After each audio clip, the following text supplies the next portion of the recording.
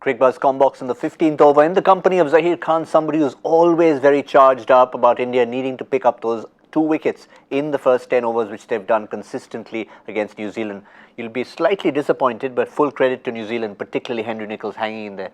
Well, Indian bowlers have bowled superbly. They deserve 3 wickets. In fact, the kind of bowling and the kind of pitch map which we've seen and the kind of troubles which they've created for this New Zealand batting lineup for sure. To get Guptill out was a very good delivery which Bumrah bowled. We often talk about when he gets that ball going away to the right handers how difficult he can be. He bowled superbly. So was Bhuvneshwar Kumar.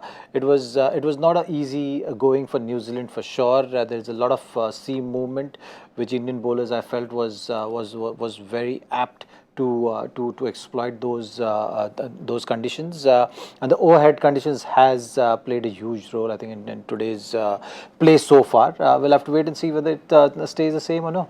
Slight disappointment, obviously, about losing the review very first ball of the match, but I guess they'll put it behind them and say, if we have to get it, let's just get it 3 reds every time.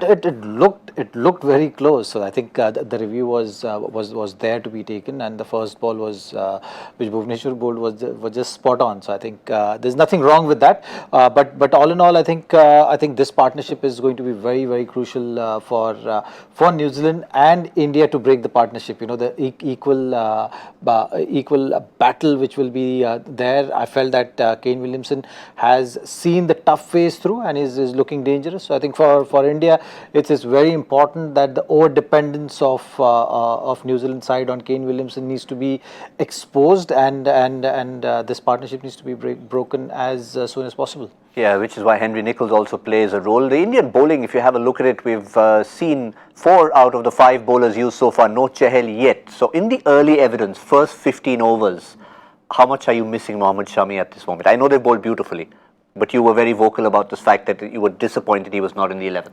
Well, I was curious in terms of knowing exactly what the reason is for him not being there. In terms of 2 spinners, I think it was a calculated call. I was also in favor of playing 2 spinners. Ideally, would have been wrist spinners, but yes, Jadeja can exploit the condition and keeps that the batting balance. Batting balance also added, but also in the middle overs, can cause trouble. The wicket has looked good to bat on in terms of middle overs. Once that seam of that brand new hard ball goes away and the ball becomes little softer, I think it will be easier for batsmen to deal with the seam movement, and that's where now Hardik's spell is going to be crucial. How he goes on about his turnovers, but it looked like the thought process behind Indian playing 11 was keeping in mind that extra batting cushion as well.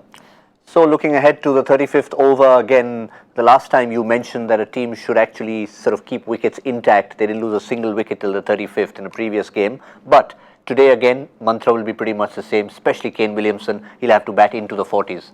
Well, ideally for New Zealand, that's what is required right now to not lose wicket. The positive for them is that they could have been 3 down, but they are 1 down, and your main batsman batting and still 9 wickets in hand. I think that's something which is a great positive for New Zealand at the moment, because they've seen the tough phase through on this track.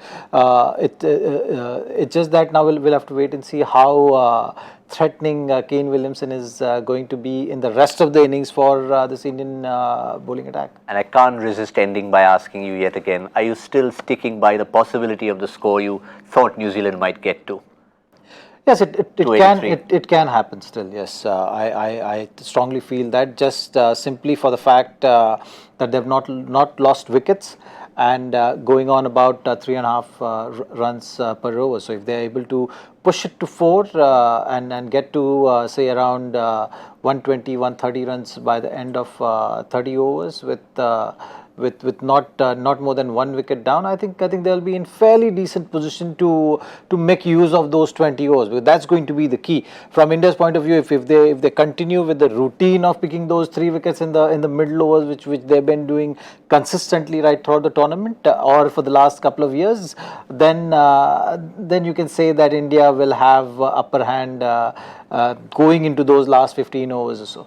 Certainly will, but I think this is the one time Zaheer Khan may not quite mind losing the My 11 Circle expert couch, but we'll reassess in the 35th over and see who's closer and, of course, where New Zealand are on track.